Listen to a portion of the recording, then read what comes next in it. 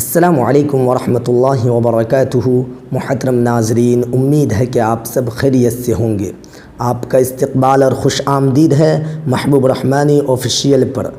آج ہم پڑھیں گے تختی نمبر 26۔ تختی نمبر 26 سبق شروع کرنے سے پہلے میں آپ سے ایک چھوٹی سی درخواست کرتا ہوں کہ اگر آپ اس چینل پر نئے ہیں تو چینل کو ضرور سبسکرائب کریں، بیل آئیکن کو دبا لیں تاکہ ہر آنے والی ویڈیو آپ تک بآسانی پہنچ سکے۔ محترم ناظرین، چلیے ہم سبق شروع کرتے ہیں۔ تختی نمبر 26 علامات وقف، مطلب یہ ہے کہ وقف کی نشانات،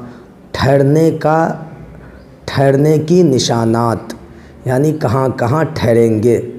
چلیے ناظرین آگے دیکھیے، یعنی قرآن پاک پڑھتے پڑھتے کس طرح کہاں ٹھہرے اور کہاں نہ ٹھہرے، اس کے لیے نیچے لکھی ہوئی علامات قرآن مجید میں جگہ جگہ بنی ہوتی ہے، اس کے موافق وقف کرے۔ چلیے ناظرین نیچے دیکھتے ہیں۔ علامات، تشریح، یعنی اس کی وضاحت کر رہے ہیں، کھول کر بیان کر رہے ہیں کہ یہ نشانات ہے تو ہمیں ٹھہرنا چاہیے یا نہیں ٹھہرنا چاہیے، اس نشان پر ہمیں ٹھہرنا چاہیے یا نہیں ٹھہرنا چاہیے۔ دیکھیے ناظرین، اس علامت کو آیت کہتے ہیں، یہاں ٹھہرنا چاہیے۔ دیکھیے نیچے 5 بنا ہوا، یہ مثلے اس نشان کے حکم کے ہیں۔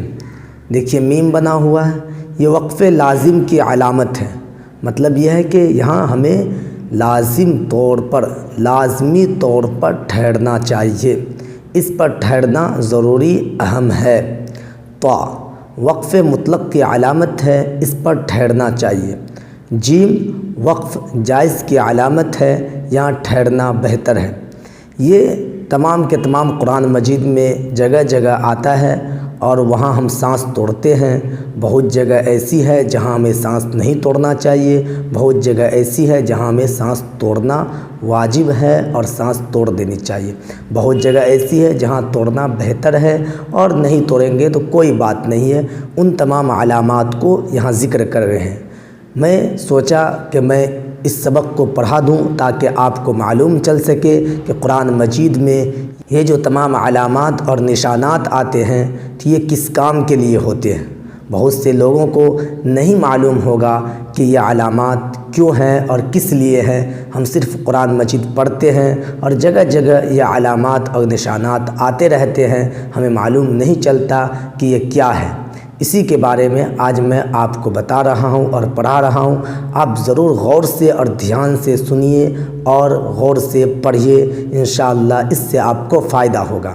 چلیے ناظرین، میں بتا رہا تھا جیم وقف جائز کی علامت ہے، یہاں ٹھہرنا بہتر ہے۔ زا اس طرح مطلب لفظ آتا، کہیں جیم زا صاد، یہاں ٹھہرنے کی اجازت دی گئی ہے۔ صاد یہاں ضرورت کے وقت ٹھہرا جائے تو رخصت ہے، مطلب بہتر ہے، ٹھیک ہے کہ یہاں صاد پہ ضرورت کے وقت ٹھہر سکتا ہے، جیسے سانس چھوٹی ہے، سانس ٹوٹ گئی ہے تو ٹھہر جائے۔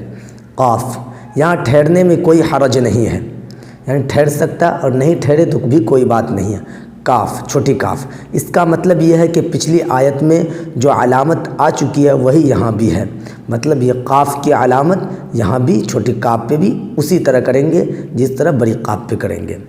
مع اور نقطہ، تین نقطہ کا، یعنی تین نقطہ کا بھی کہیں کہیں آتا ہے اور مع بھی آتا ہے، یہ دونوں کے بارے میں بتلا رہا ہے۔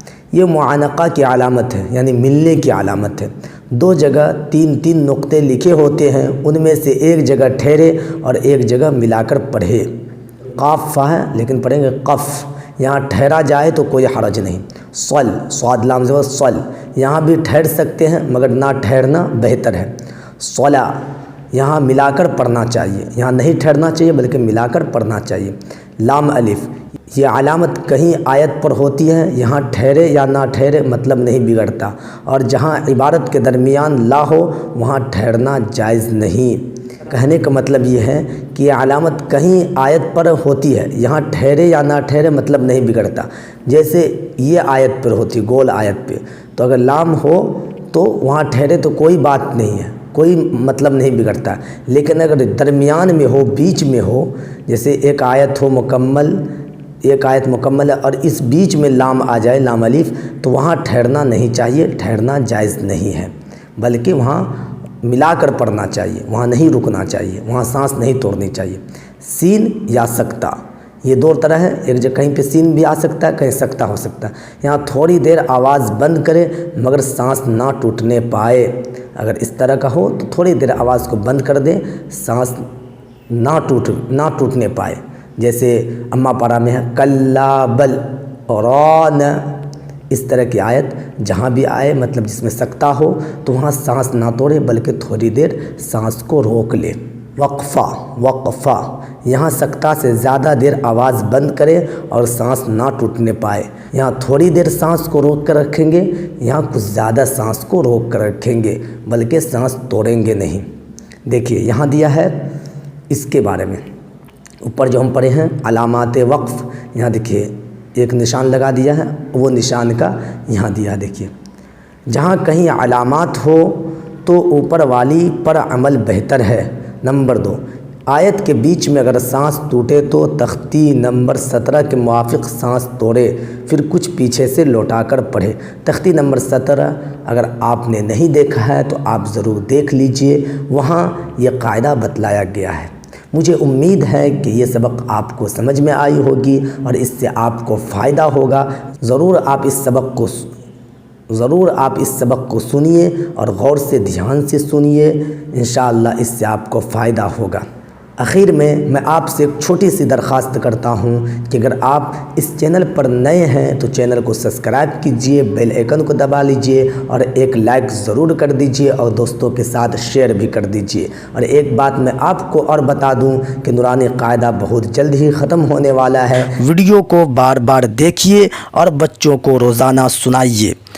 اگر آپ چاہتے ہیں کہ آپ کے بچے قرآن صحیح تلفظ سے پڑھیں تو اس چینل کو ضرور سبسکرائب کریں اور ویڈیو کو آگے پہنچائیں۔ السلام علیکم ورحمۃ اللہ وبرکاتہ۔